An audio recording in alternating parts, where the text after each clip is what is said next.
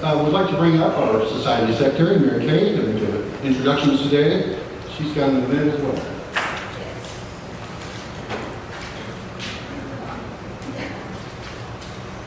Hello all. Two events. One I told you about the last meeting, which we're almost to the month when it's going to take place. And this is another Rail Heritage program at the Lee Hall Depot. This particular one is in addition to the 4 that we offer quarterly. That's because this one occurs on the 100th anniversary of a particular event, the collapse of the Churchill Tunnel in Richmond. The program will be Thursday, October 2nd at the Lee Hall Depot at 7 p.m. It's free and open to the public. And if you don't remember from last time, the C&O Railway built a tunnel under the Churchill section of Richmond in the 1880s. They had bored through what was a lot of clay. It was very wet. It was very problematic when they built the tunnel. It was leaking all the time. Nonetheless, they went forward with it, and then unfortunately a calamity occurred where a work train was trapped in the tunnel. Over 200 individuals managed to crawl their way out in the pitch dark under the flat cars of this train. However, not everybody made it out. The engineer, and I think the fireman, a couple others were scalded to death by the steam of the train, or just things fell in on them. And so it's pretty horrific. The tunnel is supposedly haunted to this day. So I'm not going to share all the details because I want you to show up and come out and hear the whole thing for yourself. But again, the centennial of the Churchill Tunnel disaster, flyers are on your table about that. And a more upcoming event, which will be this weekend, is the People's Revolution. This is a commemorative event for the 250th anniversary of our American Revolution. This will take place at NVU, historic NVU, formerly known as historic NVU Plantation, on Yorktown Road, right across from Lebanon Christian Church. This is Saturday and Sunday from 9 to 4, both days. It is free, and there'll be all kind of fun things there. Enjoying your Renaissance. And a new generation of makers is reintroducing Virginians to their original craft beverage.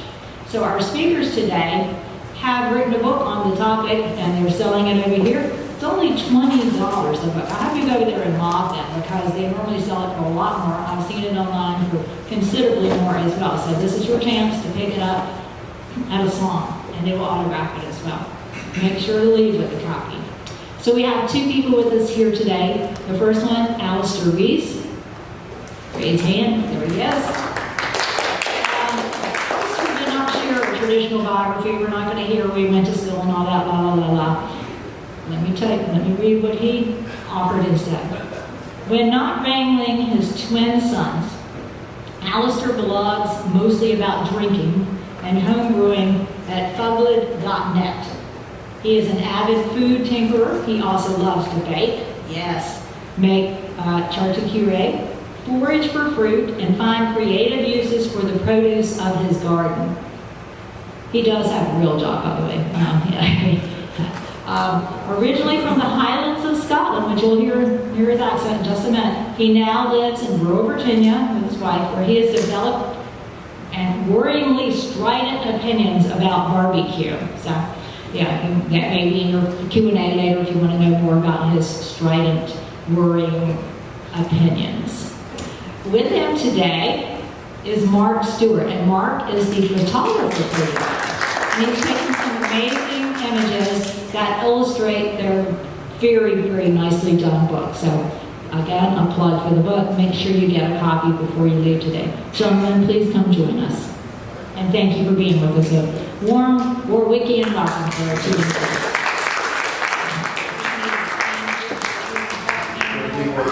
Would you like to have a microphone?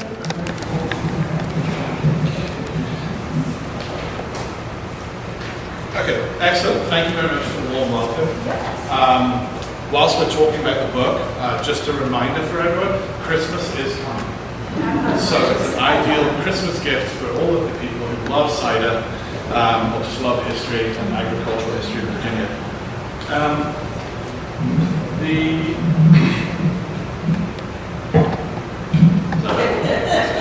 Thanks, Mike. Where to start? I mean, it's interesting. Just yesterday on Facebook, when you get your reminders and memories of things that have just gone on. One picture flashed up in my memories of the first trip that Mark and I took together for preparing this book. And that was 2 years ago, last weekend. We drove, if you think driving from Charlottesville, Gordonsville area to here is a bit of a stretch, we drove down from Charlottesville Market, driven over to my house to leave his car with me, and we drove all the way down to Abingdon to go to the first cidery that we visited. We left at 8 o'clock in the morning to meet these cider makers at 1 o'clock in the afternoon, and we just made it. I-81 was being I-81. And so for 2 years now, cider in Virginia and the book has been like a massive part of everything I'm interested in about learning. Just to set some kind of scenes a little bit, when I say cider, I mean alcohol. Okay? And for 350 years, so did everybody else in Virginia. For the longest time, cider was alcohol. Just the way it is, just the way it was. It's only in the last 50 years that we had this split between sweet cider and hard cider. But even today now, in Virginia statute, the definition of cider is deliberately alcohol. There is no such thing as hard cider in Virginia. Cider is any fermented apple juice with an ABV of about 7 to 10% without chaptalization, which just means adding sugar to get more alcohol. So cider is an alcoholic drink, always has been. And we've talked a little bit about the history and how it's 250 years soon since the revolution. It's over 400 years since the original adventurers came over on the boats to Virginia. But this history of cider in Virginia doesn't start at that point, even though they landed just down at Fort Monroe in that first contact. And one of the cider makers in the book is actually descended from someone who was on that ship, on those boats. So if you ever go out to Slide Clyde, he's a direct descendant of those very early colonists. But as I say, the history of cider doesn't start in 1607, the early 17th century. As I reference in that book, in the introduction rather, those colonists brought with them a very traditional love, a very traditionally English love of cider that had been part of the culture in England for thousands of years. If we go right back to Roman Britain, we go to Julius Caesar, arriving on the shores of what became the province of Britannia around 55 BCE. He noted that the inhabitants, the native Britons, would take wild apples, which were crab apples effectively, and they would crush them and press them, and they would make a rudimentary cider. So that's the earliest recorded instance of cider being made in what is today the United Kingdom, is the ancient Roman Britons. Well, it's actually the ancient Britons pre-Roman. Eventually, obviously, Rome takes over, and they make changes. Now, I'm kind of assuming I don't have a lot of Monty Python fans in the group. Oh, we do? Because I really love this joke. I really love this joke. So hopefully somebody's going to get it. So when we think about cider, when we think about Roman Britain, we can ask the question, what did the Romans ever do for us? Now, they obviously brought the aqueduct, policing, but for apple cider, they brought grafting. Now, we have a saying that the apple doesn't fall far from the tree, which makes you kind of think that when the apple rots and you have the seeds, you're going to get something similar. But that's not true with apples. Apples require two different varieties to produce fruit. And so every apple seedling that just grows from a seed is completely random. You have no idea what you're going to get. So if you find an apple tree that tastes fantastic, and you take an apple and you plant those seeds, chances are the new tree is going to be terrible. So what the Romans did for the Britons, or one of the, probably maybe the best thing that the Romans did for the ancient Britons, was they introduced to them the skill of grafting, where you take scion wood off a tree that you want to replicate, and you stick it onto a rootstock, and suddenly you have a new tree. So every apple is effectively a clone. So when you go down to Wegmans or Fresh Market or any of the supermarkets and you see all these named varieties, every one of those apples has come at some point from a chance seedling tree where people are like, we like these apples, quick, get scion wood and grow more. Take more scion wood, grow more. That's the only way that you can guarantee the quality of your apples. So Romans brought that in, and this allowed the cider makers and the farmers to select for desirable attributes. Within an apple, there are three main things. There is tannins, acids, and sugars. Now, if you want a dessert apple, an eating apple, you want to focus on the sugars, make it something that you enjoy eating. If you want good cider, you want lots of tannins, and you want lots of acids. My personal opinion is the best cider apples taste like they're sucking on a lemon whilst squeezing a tea bag. They're that sour and horrible to eat. It tastes great when they're pressed and they're fermented. So that's Roman Brits, and eventually around the 4th century, 5th century, the Romans up and leave. They're like, well, we've had enough, we're off fire. And then over on continental Europe, the Anglo-Saxons are looking over and going, hey, it's nice over there. Let's get in our small boats and let's sail across the channel and let's take over.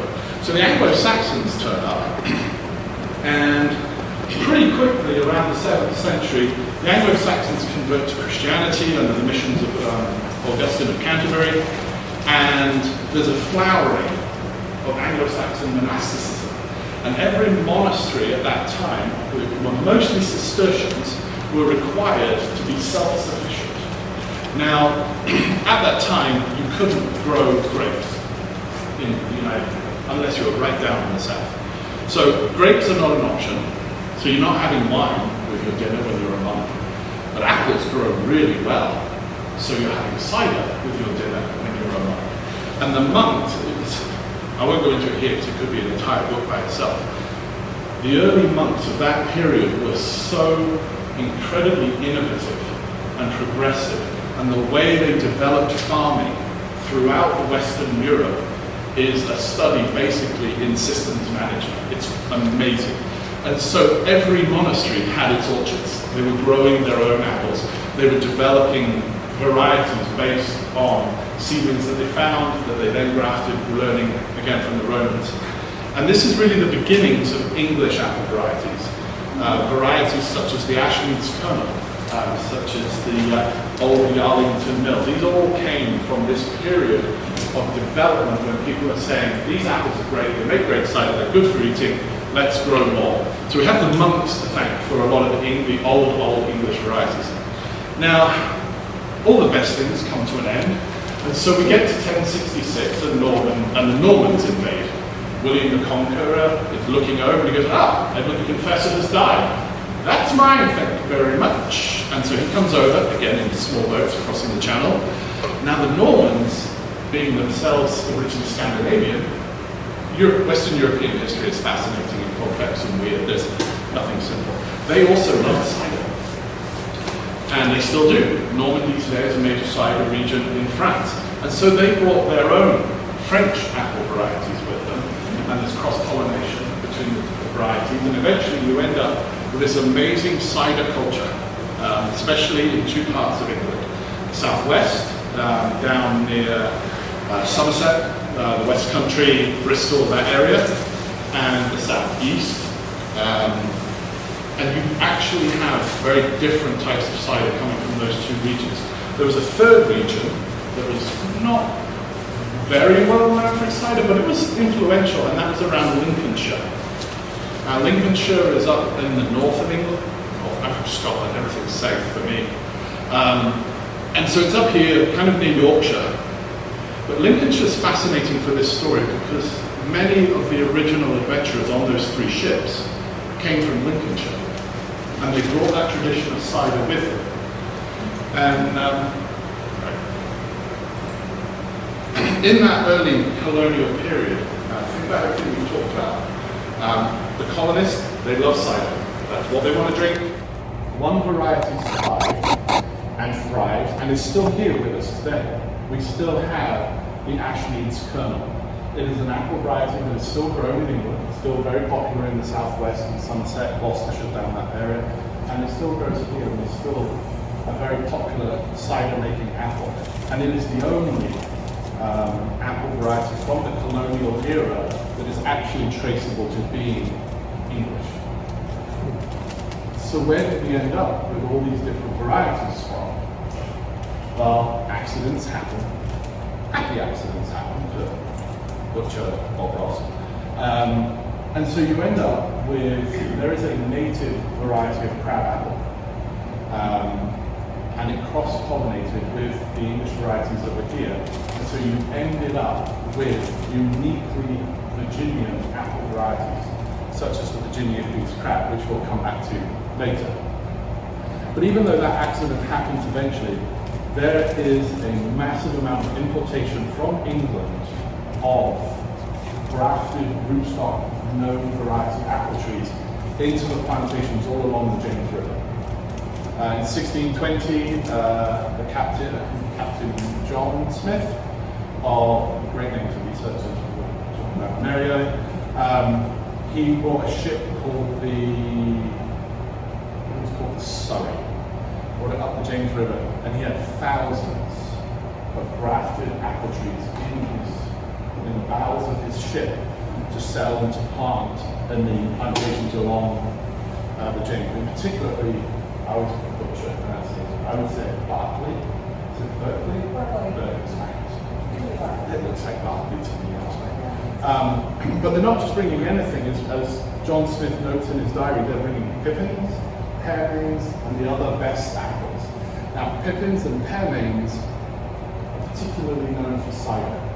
They're okay to eat, but they're particularly known at this period for cider. And so cider is so important to the economy, it's so important to the culture, that they're shipping tons and tons. And as we mentioned earlier, it was a legal requirement to have some orchard on your plantation or on your land. Let's see if it's one there. Yeah, it was. And so here we are, we're in pre-revolutionary Virginia. The colony has been here for 50, 60, 70 years, and every planter must have 1/4 acre of orchard per 500 acres of land that he has in his property. Now, that doesn't sound a lot, but I worked this out that on a traditional orcharding scale, that's about 15 trees per 1/4 acre, which is not terrible. If you only have, I wish I had 500 acres. I have about 15 trees and I only have an acre and a half. But those 15 trees, once they're fully grown, will provide all the cider you need for the rest of your year. And so it was that important, it was central, it was everything. And part of it is because once they worked out the varieties that would grow, they did grow and they grew reliably, unlike other English traditions such as beer. Barley really didn't grow well. I don't know if any of you have ever tried to grow barley in our lovely wet red clay. It's a nightmare. It is getting better, but that's a lot of genetic modification and messing around with soil. It just didn't go anywhere. And so when you're in this period and your entire culture and background is essentially English, you've got to have beer or you've got to have cider. So you've got to have cider because that's what we can get, that's what we can make. And it was so important that they were selling it back to England. There are records of Virginia cider being exported back to the home country, back to the mother country, because it was so good and it was so well regarded. But it was so well regarded particularly as Virginia cider. Now, at this point, we've got other colonies who do have Massachusetts. There's no records that I can find of Massachusetts cider being sold back in England, but Virginia cider was. It was, so think about it as part of the culture, the broader culture. It's a valuable source of nutrition. We all know the phrase, an apple a day keeps the doctor away. I said that to my kids in the car the other day on the way to school, and one of them piped in, they're 7, I have 7 little kids. And one of them piped in, is that why you drink cider, Daddy? Yes, dear. Yes, dear. But it is a valuable source of nutrition. It has all the vitamins and minerals that you need to stay healthy. It has enough vitamin C so you don't get scurvy when you're on the ocean. It's such an important fruit in the history of both Western Europe and European colonization over here. And it's even mentioned in wills. You read the wills that are published and it's like 15 barrels of best cider going to, you know, some third cousin twice removed who's probably never met before. But the most important thing that I think about cider in this period is that it really is a social lubricant. Cider is drunk by absolutely everybody. It's not just the drink that is sat on the table in the big house. It's not just the cider, it's not just the drink that is being made in the mountains, in the small homesteads for that family. Everybody drinks cider. And we'll quite often hear phrases along the lines of, well, of course I drank cider, or beer, or wine, or whatever alcohol it is we're talking about, because they didn't trust the water. The water was unreliable, and you might die. You get dysentery, you die, and it's all over, and it's terrible. That's a lie. Human beings have known how to dig wells for water for 6,000 to 8,000 years. If human beings want water, they know perfectly well how to get it. Why do they make cider, wine, beer? Because it's a social lubricant. It's something that they enjoy drinking. And I love this picture, which really kind of describes tavern life in the pre-revolutionary era. Everybody's there. Every class of person is there. And they're all together and they're drinking probably cider, maybe some rum. But that's the purpose of drinks like cider, is that keeps the society going. It was such a central part of everything that was going on. And then the earliest recorded, coming back to my statement about the unreliable water, the earliest recorded reference to that myth is around the 1870s, just at the beginning of the Prohibition movements. Suddenly they're like, oh, they didn't like water. No. That's not true. That's not true. So, here we are, coming up to the revolutionary era, and there really are two leading lights, even in cider, in that revolutionary era here in Virginia. And obviously, it's Jefferson and it's Washington. Both of them were avid fans of cider. Now, I live just 10 miles from Monticello, and it is great to be able to go and see the restored North Orchards up there, where they've done so much work to bring back the old apple varieties that were grown up there. But Jefferson himself writes that his drinks on his table, there were malt liquors and cider, and he raved about his cider. He would write about two particular varieties of apple. We've mentioned the Virginia Hughes crab. There's also this other variety which is unfortunately lost today, and it's called Tolliver. It doesn't look like it should be pronounced Tolliver. Apparently it is. The Virginia Hughes crab, Jefferson writes about it and remembering it from when he was a small boy and seeing it growing on the James River. And it makes a wonderful cider. It really does. If you like cider, I recommend getting along to a shop and trying some of the single variety of Virginia Hughes cider, Virginia Hughes crab ciders from people like Albemarle Cider Works, ciders from Mars over at Stanton, Buskey in Richmond. It's particularly, it's very dry, very acidic, very tannic. It's the kind of cider I like to drink. Unfortunately, as I said, we've lost the Tolliver apple.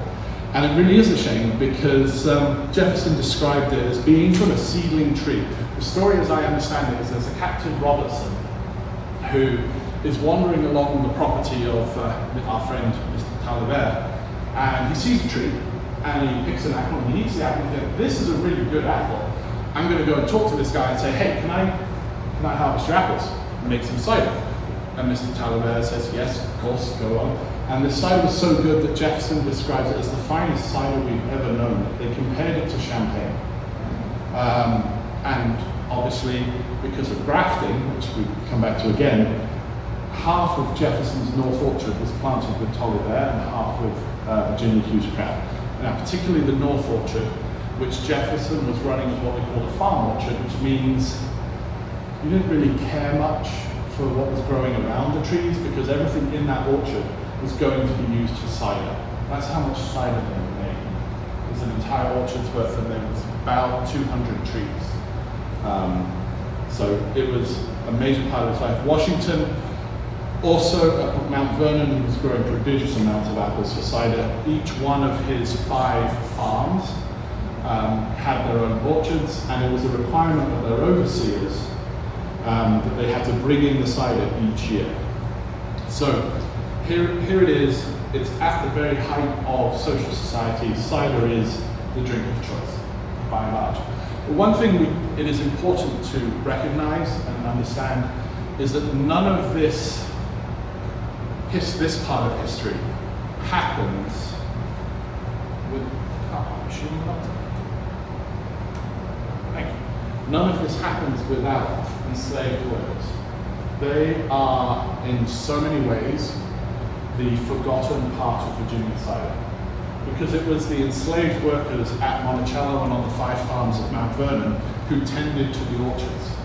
It was them who picked the apples. It was they who pressed the apples. They made the cider. They produced all of this juice. They did all the labor. They did all the work. And they were so central. There was a couple at Monticello called the Grangers. And Jefferson writes when it's time to bottle the cider. Now, cider was traditionally bottled in March, as it still is in the United Kingdom. You ferment it from like September, October, November.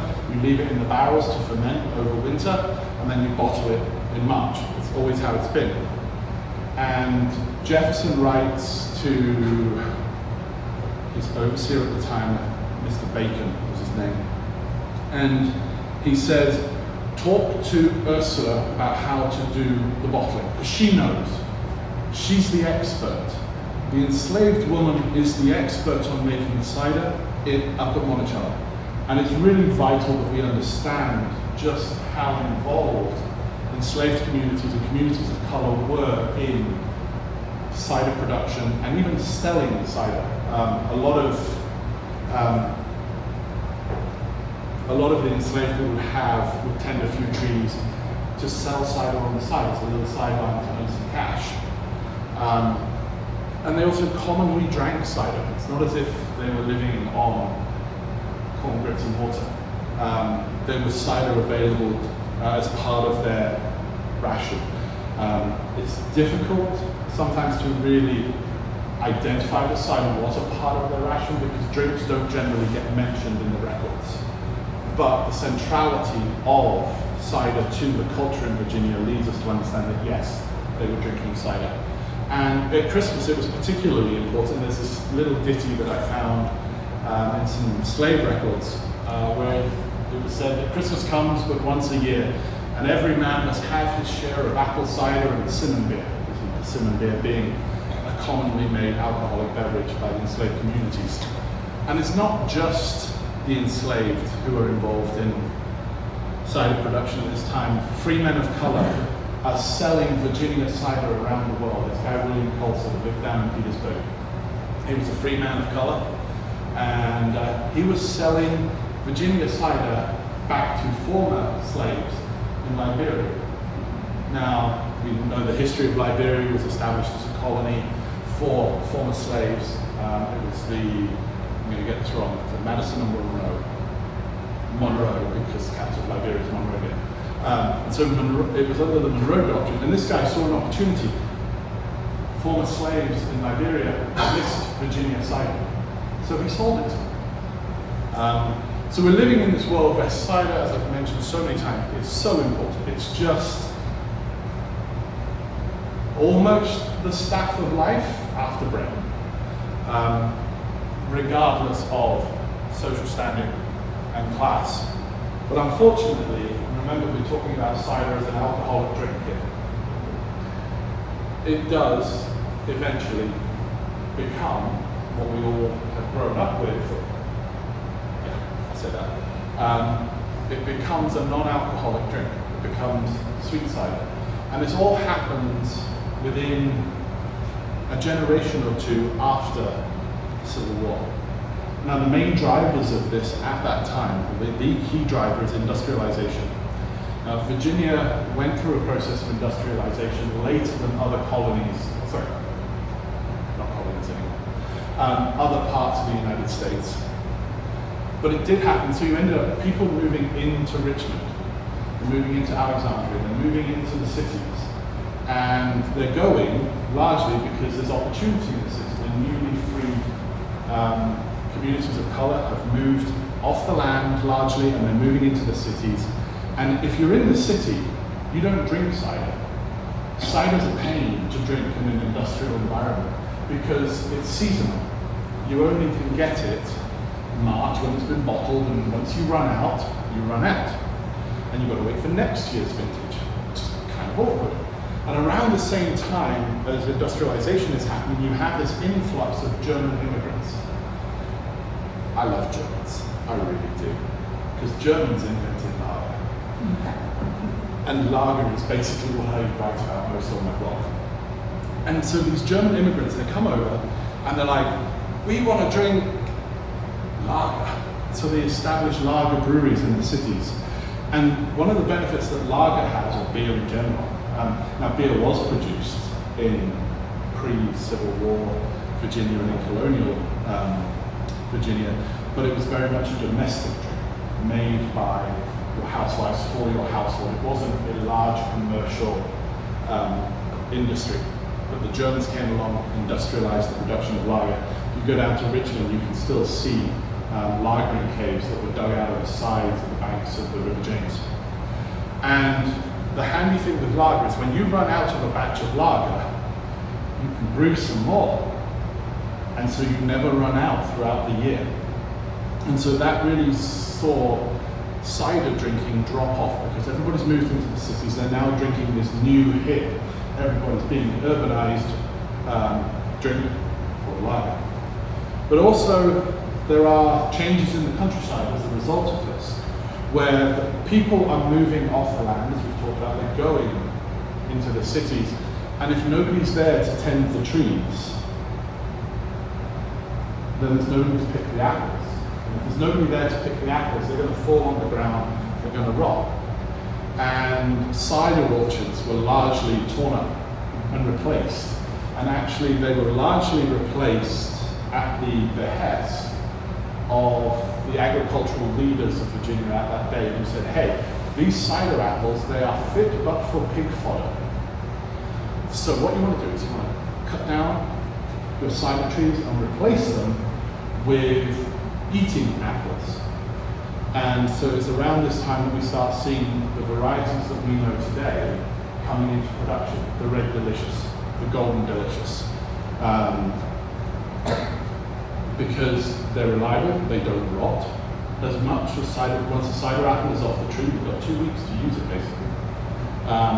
These new apples, they last longer in the barrel, they're easier to sell, they're easier to ship, they get a higher price in the market than these ugly, gnarly, bent-looking things that taste awful, that taste great when they're fermented. And so all of this culture around cider, all the infrastructure around cider from around 1865 to 1910 basically dies off, except in the mountains. And I love the circularity of this, and Darcy's Uncle Matt. So Mark and I, we do projects for a magazine in the United Kingdom called Pellicle, and we did an article recently, which should be published soon, about somebody that started a specifically cider orchard way down in Carroll County, and we actually drove through Meadows of Dan. We went down the parkway, and it was gorgeous. And that's where the knowledge and the understanding and the history of cider clung on by its fingernails with a little bit of an itchy nose. And every family had their press. Now, cider then had become non-alcoholic. I'm not sure if I mentioned it. I can't remember if I mentioned it there. Yep. But we're getting there.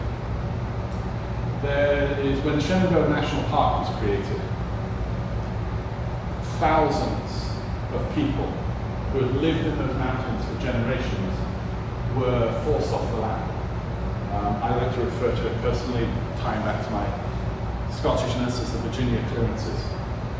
These people were basically told, here's money for your property, now go somewhere else. All of these people had orchards, and some of those orchards are still there in the park, and you can go and you can harvest apples. And I take my boys up there quite often, and we do exactly that. We harvest these old apple orchards, we bring it back and make cider. But in the 1970s, a project was done to record the memories of the people who had cleared off the land to make way for the National Park of the Shenandoah. And all of these recordings and documents focus on cider as well. They're all like, yes, cider is part of our life. There's one that I love in particular. Actually, two. The first one is a lady is talking about her father, and about her father was the most generous man that she knew, and he would do anything for anybody and lend anything to anybody except his cider press. If you wanted your apples pressed, you came to him. He was not giving you his cider press for love of the money. And then there's another story with an African-American community up in the mountains, and how cider was an important part of when they did their corn shucking. And it was a race to whoever got through their pile first, got the first drink of cider from the jug. And so up in the mountains, it clings on. Post-World War II, what I like to call real cider, it's forgotten. The apple is still very, very important to Virginia culture. We see the pictures of apple harvesting and drying the apples, and if you go way down into Southwest Virginia, apples were used as currency as recently as the 1950s. But now, orchards have become more associated with applesauce, donuts, freshly pressed juice that is okay for the kids to drink. And it would be easy to stop the story there and we can feel all sad and terrible that we lost this great part of culture. But this is the thing that the book really focuses on. Whilst we have all this history, and the history itself is fascinating, and Mary mentioned it, we live in an age where real cider is enjoying a renaissance. And it really comes down to four people. Four. I say three, kind of. And we've got to talk about these people because without them, real cider does not re-emerge in Virginia as we know it today. Firstly, here we have Tom Burford. Tom Burford was known as Professor Apple. He was from Amherst County, up in the mountains, and his family had an orchard, and they had maintained a lot of the old varieties of apples that had been part of the Virginia landscape for generations, for centuries. The Virginia Hughes crab, he had maintained that. The Roxbury russet, he still had that. The Albemarle pippin, he still had that. Unfortunately, he never achieved his goal of rediscovering Talibert. He came close maybe a couple of times, but there was always something wrong with it. He also rediscovered a key apple in Virginia cider manufacture called the Harrison. And the story goes that he was so moved when he tasted this apple, he had to just sit down and cry. Because he rediscovered the Harrison apple that is today probably found in every Virginia cider that you drink. It is such an amazing apple. So there's Tom. Now Tom teaches people the art of grafting. He teaches people how to take that apple that you really enjoy and propagate it. And along comes Diane Flynn. The article that I was referring to where we went down Blue Ridge Parkway was to interview Diane and talk about her role. In the late 1990s, as I understand it, Diane was kind of getting fed up with her career in banking. Having never been a banker, I can't relate to that, but I can relate to being fed up with certain types of careers. So she was like, I want to be back on the land. I want to have a project that lives beyond me and makes a real difference. And so she started Foggy Ridge Cider, which was the first commercial cidery in Virginia since Prohibition. And her first bottles of cider came out in 2003. And she worked until 2017 when she decided that the goal of her company was to goal of Foggy Ridge rather, was to ensure that cider apples continue to be grown. That quote at the top there, before there is cider, there are apples. That's straight what Diane says it all the time. And it's really, it's obvious to say it, isn't it? Well, duh. But you can't have cider without apples, and you can't have apples without orchards. Orcharding is so important to the future of cider in Virginia, and Diane is really out there carrying the flag for what cider apples can be, not just in Virginia, but throughout the Southwest. And then we have the eventually she focuses on the orchard side. 2017, she carries on wealth of knowledge around the history of the apple. If I'm going to plug one other book, I recommend getting Diane's book. It goes through just amazing stories about how apples were central, not just in Virginia, but throughout the Southeast. It's so important. And how we almost lost an entire culture. And then we have the Sheltons up at Albemarle Cider Works. Chuck is the cider maker. Charlotte is, she's the matriarch. That's really the only way to describe Charlotte at Albemarle Cider Works. And around the beginnings of the 2000s, their father was looking for a retirement project. They ended up accidentally starting an orchard, learning from Tom Burford how to graft trees and grow these old varieties again. There's a phrase that Charlotte uses where she's like, well, if nothing else, we have elegant firewood. Which is a fantastic person. And they opened Albemarle Cider Works literally 2 weeks before I moved to Virginia from Prague. My wife is from South Carolina, and we moved over here in 2009. We're driving up from Columbia, South Carolina to Charlottesville to our new home, and we're coming up 29. If you've ever been up 29 through Amherst County, Nelson County, Albemarle, it's a stunning drive. My wife hates doing it now, but I love it. And I saw a sign that said Albemarle Cider Works, and I was like, we're going. Not now, obviously, because we've got a truck behind us full of all our stuff, and we need to get to our little apartment, which is much bigger than our apartment, right? But we knew we were going to be going there. 2 weeks later, once we'd settled in, we went off to Albemarle Cider Works. It was the original tasting room they had there, and Charlotte did our tasting. And I remember it so clearly because at the end of it all, and if any of you have ever been to Albemarle Cider Works or know Charlotte, you'll understand this perfectly. At the end of it all, it suddenly hit me that Charlotte had never referred to cider as hard cider. And so I turned around and I said, thank you for not calling it hard cider. And she looked at me and she said, what else do I call it? And I was just like, this is a place I'm going to come to regularly, and I still am often down at Albemarle Cider Works because they make great cider. They're making great traditional Virginia cider. And these 4 people, 3 groups of people, if you want to say that, are the reason why we have the renaissance in Virginia cider that is going on today, where you can find at least 35 dedicated cideries in Virginia. Most of them are highlighted in the book. And when I say dedicated cideries, I'm not including wineries that decided to get a cider line, or breweries that decided, oh, we should also do cider on the side. These guys in the book are passionate about the apple and about making cider through whatever tradition that they're working in. We have people such as the Sheltons who are really drawing on that colonial and revolutionary era and using Virginia Hughes crab and making traditional Virginia cider.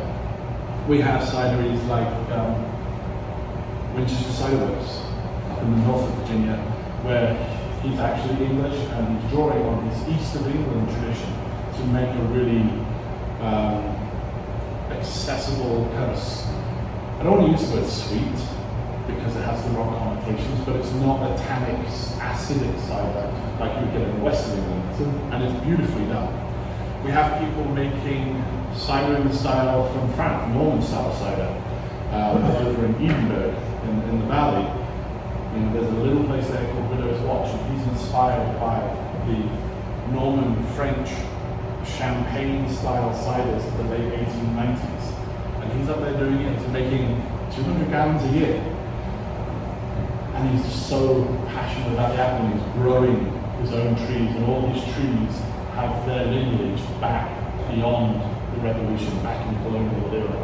And then there's Trockenberg, for example, down in Bath County, who is probably one of the most interesting cider makers in Virginia right now, because he looks at the altitude of where he is, the geology of the land that he's living on, and somehow he worked out that it's just very similar to Asturias in Spain, on the north coast of Spain. Very similar climate, very similar geology. So he's planted Spanish apples and is growing Spanish varieties to make Asturian-style cider in Bath County, Virginia. So all of these people are wildly diverse, wildly fascinating, awesome company. And that's the story of Virginia cider right up to today, and that's what the book is really all about. So there's really anything that you want to find. You know, a lot of the cider makers now are making non-alcoholic ciders.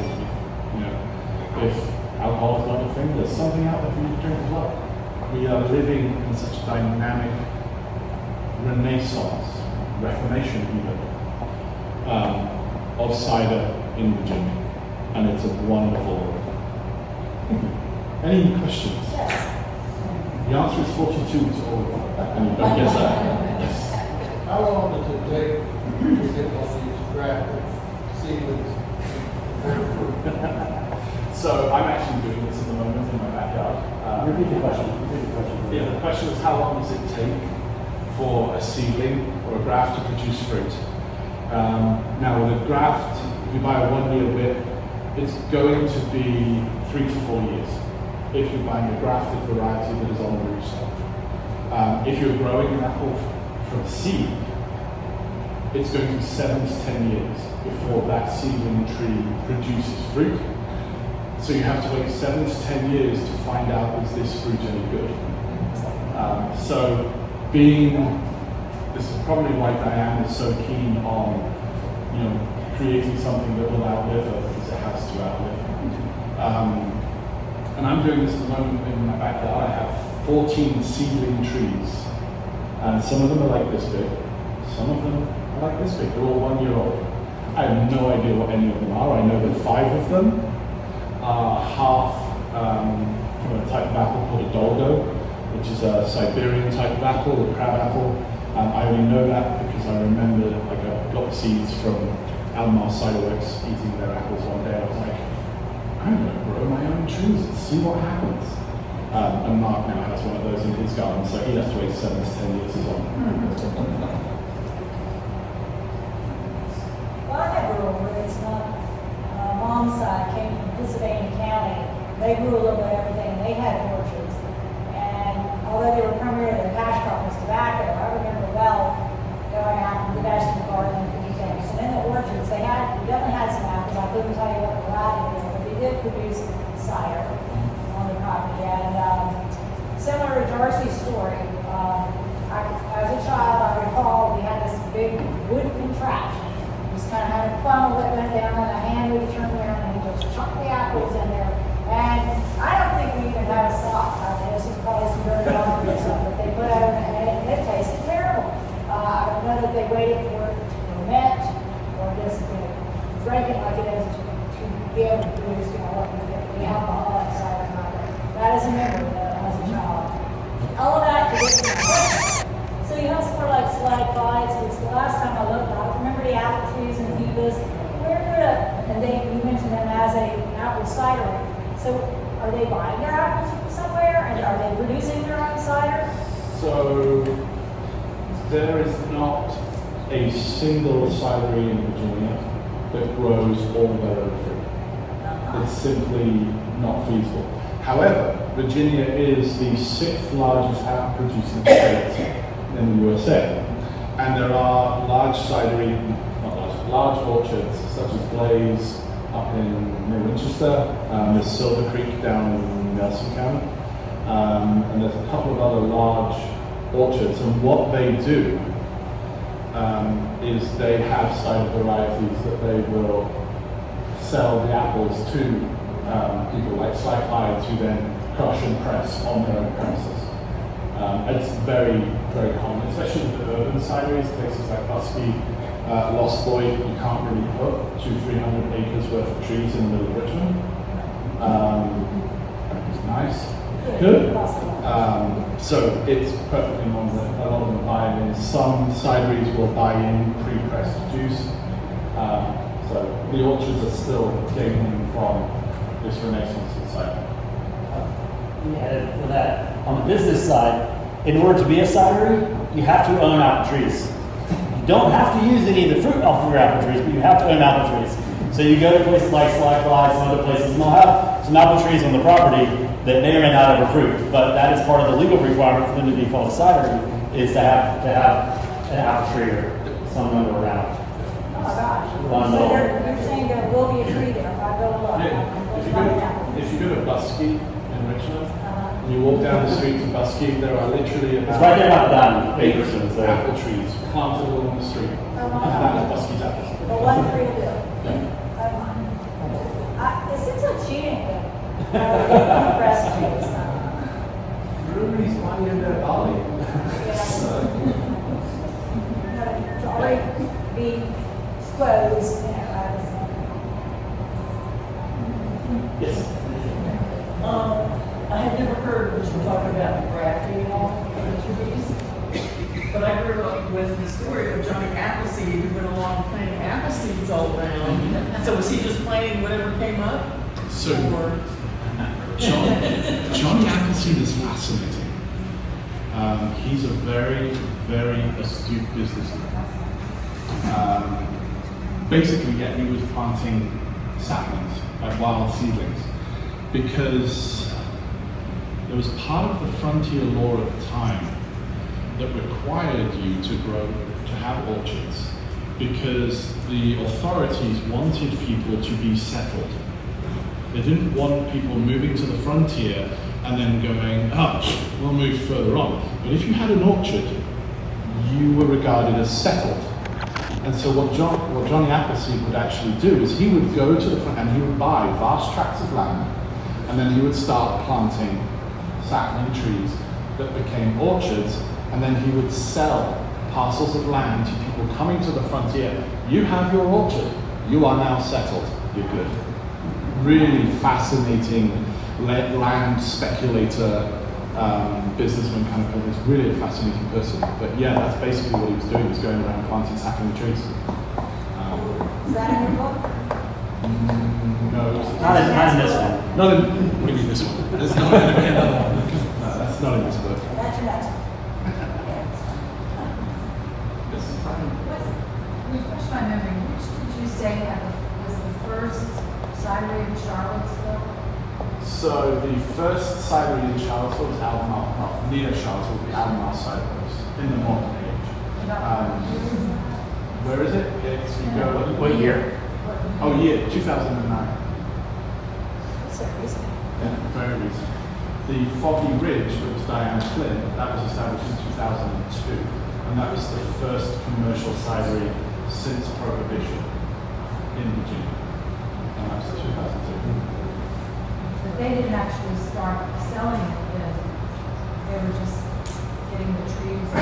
So actually with Diane Flynn and Foggy Ridge, she started Foggy Ridge in 1997 because she planted her first 200 trees and had to wait 7 to 10 years before they would actually produce fruit, because at that time none of the major orchards grew cider apples. Everybody was selling, they were growing Golden Delicious and Red Delicious and those kind of apples for the marketplace. And actually Diane has been instrumental in having orchards like Blaze and like Silver Creek convert large numbers of trees to specifically cider apples. Do you know if this renaissance of apple cider is taking place elsewhere in America? Yes, throughout, in the United States it is growing like crazy. Up in Michigan, Massachusetts, up in New England, there's a lot of craft cider makers now growing there as well. One of the very interesting things about that broader market is there's an annual event in upstate New York where it's It's run by some guys called gnarly pippins. Now, pippins is an old English word for apple, and gnarly. And what they do is they call out to people who have random apple trees in their garden. Say, send us examples of your fruit. We'll see if we can work out what it is. And so there's this annual event up in upstate New York with thousands and thousands of just random trees, fruit being sent up to be evaluated and tested and to see, is this any good for cider? And that also, coming back to the Virginia side of things, you know, if you go out to Highland County to Big Fish Cider in Monterey, one of his annual projects, a guy called Kirk Billingsley, who's a phenomenal guy, one of his annual projects is he basically goes to Highland County, has loads of apple trees that nobody knows what they are. So he just goes and harvests them, crushes them, and that's his annual Highland Scrumpy cider. So, yes. You mentioned earlier in your lecture that apples have vitamins in them that are important for preventing scurvy and so forth. So I don't know a whole lot about alcohol production. So my question is, when you go through this process of turning it into cider, does it destroy the nutrients? No, it doesn't. The vitamins and minerals remain in the juice. The main thing that is going on during the fermentation process, especially with cider apples, also with grapes, if you're doing a wild fermentation, is that the yeast that is naturally on the apples and is surrounding everywhere around us, like we're surrounded by yeast right now, that yeast, all it wants to do is consume sugar. And so when you crush out the juice, the yeast has access to the sugars that are in the juice, and it converts those into CO2 and alcohol. But it doesn't affect the vitamins and minerals that are in the juice naturally. Obviously, you lose the fiber by drinking the juice instead of eating the apple. For pasteurization, you would lose those. You would lose those then? No, pasteurization kills the yeast. It doesn't kill the minerals. Thank you. Does it have to be pasteurized? Oh no. How long will it keep? That's a very good question. A lot of that depends on alcohol content, because alcohol is a preservative. So the stronger your cider, the longer it will keep. It will eventually become apple cider vinegar, but that is a process that is kicked off by the presence of oxygen within the alcohol. So if your cider has access open to the air, it will go to vinegar a lot quicker than if it's bottled, because the bottles are filled with CO2 first, and then the cider, so there's never any oxygen getting in touch with it. So as a bottled cider will stay good for years if you wanted to. If it's in a barrel, like in the old days, if it's in a barrel and you haven't bottled it in March, you probably want to get it. It'll go to cider before you pick the next bunch of apples. I mean, it'll go to vinegar, sorry. Gentlemen, very interesting program. Enjoyed it very much. Yeah, did I waffle for it? All right, thank you. We'll do our raffle, and anybody interested in the book, please come talk to them.